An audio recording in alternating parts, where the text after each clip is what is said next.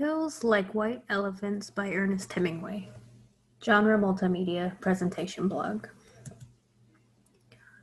I chose Hills Like White Elephants by Ernest Hemingway because, quite honestly, I adore Hemingway's work. I know I've mentioned it once or twice throughout the semester. I could have picked another author, but getting the chance to do a project on Hills Like White Elephants sounded like too much fun to pass up.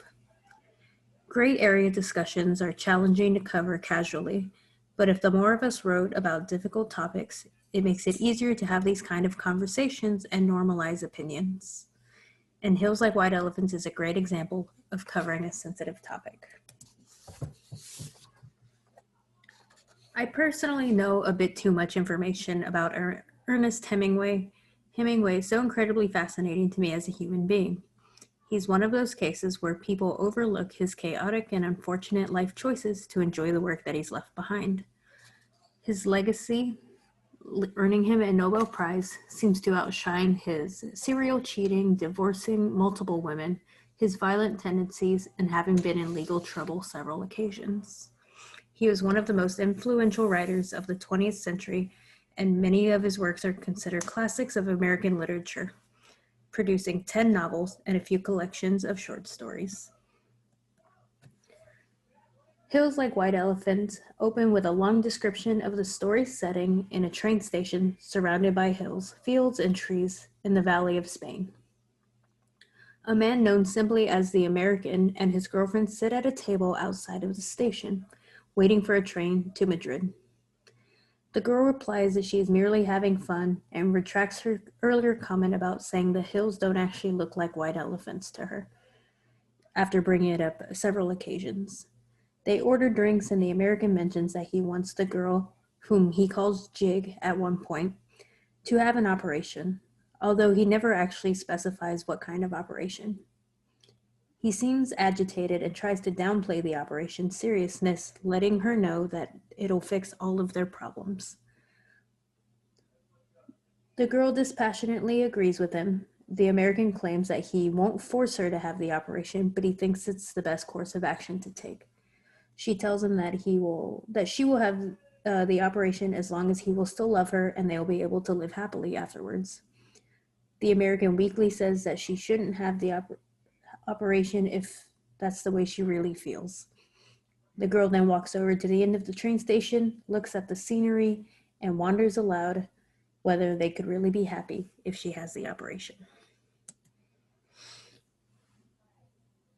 Even today, most readers are still puzzled by the story. In other words, it'll take an exceptionally perceptive reader to realize immediately that the couple that is arguing about the girl having an abortion.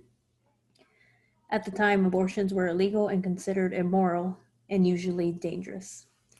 On the other hand, we feel that the girl is not at all sure that she wants to have an abortion. She is unsure about the choice, and we sense that she is tired of traveling and letting the man make all the decisions, of allowing the man to talk incessantly until he convinces her that this is the right way. However, for the girl, this life of being an ever flux, living in hotels, traveling, and never settling down has become wearing. Their life of instability is described by the girl as living on the surface. We look at things and we try new drinks, she says.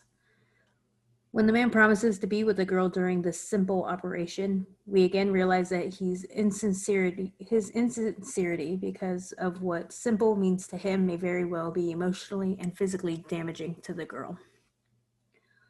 The man is using logic to be persuasive as possible without the baby anchoring them down, and they can continue to travel and have everything.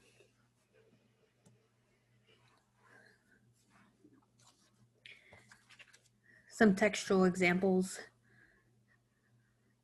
Yes, said by the girl, everything tastes like licorice. Even though the girl had asked the American man to order the drink because she had never tried it before, she immediately puts her glass back on the table after the first taste, surprised by the drink's sharp bite. She remarks that her drink tastes like licorice, and then she tries to subtly broach up the subject of her pregnancy again, because the American had ignored her comment earlier of nearby hills looking like white elephants. But if I do it, Then it'll be nice again if I say the things are like white elephants and you'll like it. By this point, midway through the story, the girl has already retracted her previous comment about the surrounding hills looking like white elephants, hinting that she wants to keep the baby instead of having an abortion.